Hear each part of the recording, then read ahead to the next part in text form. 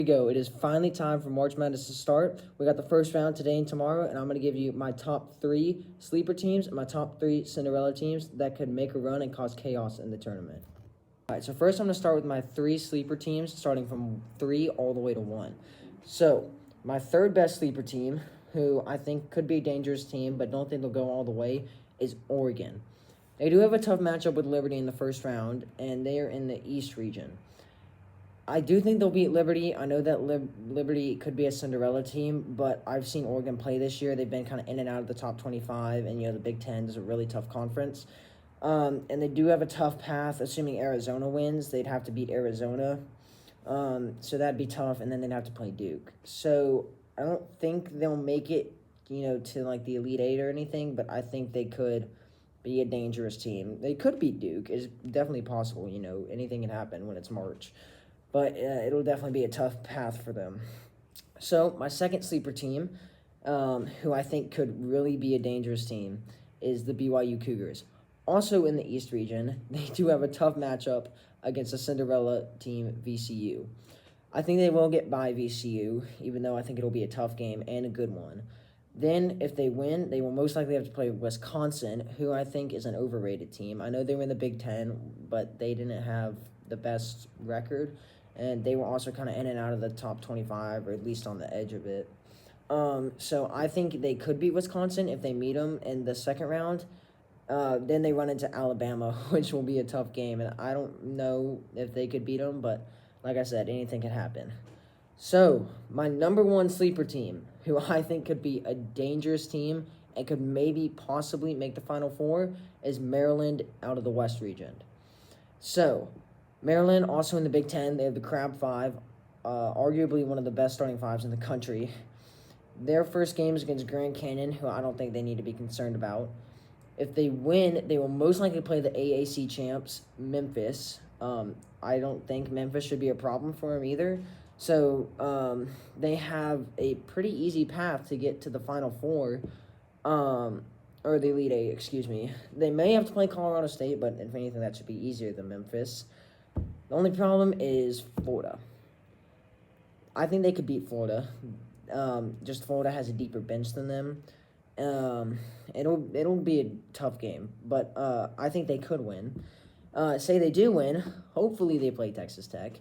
They may play St. John's. I think those are really the only 2 teams that can make it out of that bottom half.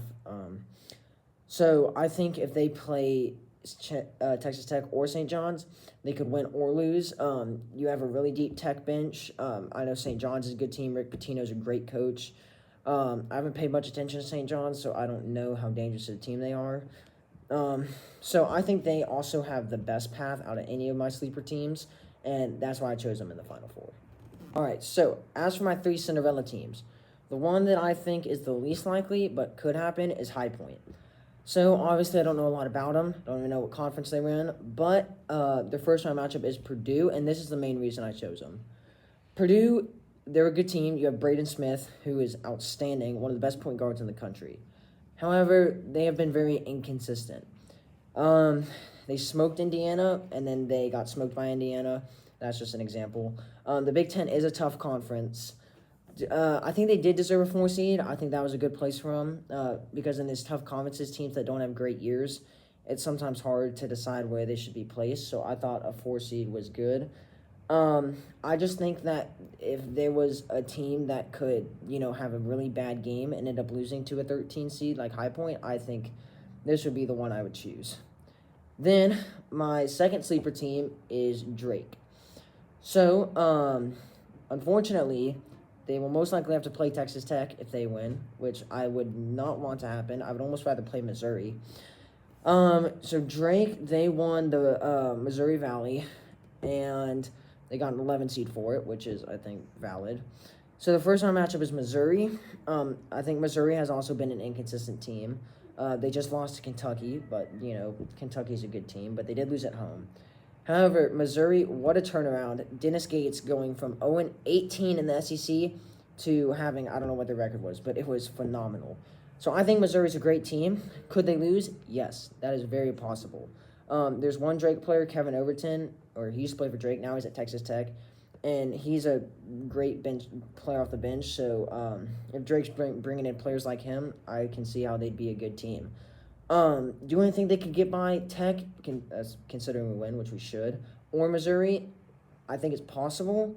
I don't know how possible I'd say, but it could definitely happen, which is what concerns me with Tech being in their bracket and possibly having to play them. Now, my final sleeper team, who I think could be very, very dangerous. It's a weird one. Gonzaga. Now, hear me out. They're in a weak conference. They have St. Mary's. That's about it. They did win, though, after being swept by St. Mary's in the regular season. They have Georgia as the first-round matchup. Georgia, also a very inconsistent team, had a great start to the year, kind of fell off as they got later in SEC play. I think they will get by Georgia fine. Then they have Houston, assuming Houston wins, which they should. I think Houston is the way better team. It'll be a really tough game for Gonzaga, but listen, Gonzaga is known for being a great tournament team. They were one seed a couple years ago in 2019. I know that because Tech beat them in the Elite Eight. But they are a great tournament team. It's almost like magic watching them in the tournament. Houston is a much better shooting team. I don't think Gonzaga has anyone who can guard Juwan Roberts. Houston is a lot better coached, but just Gonzaga has known for being able to upset teams. And I think after showing their strength against St. Mary's in the WCC championship, I think that they could make a run. And if they get by Houston, I mean, they have Purdue, Clemson. I think if they can beat Houston, they can beat them. So those are my Cinderella and sleeper teams, and we'll see how they do after the first round.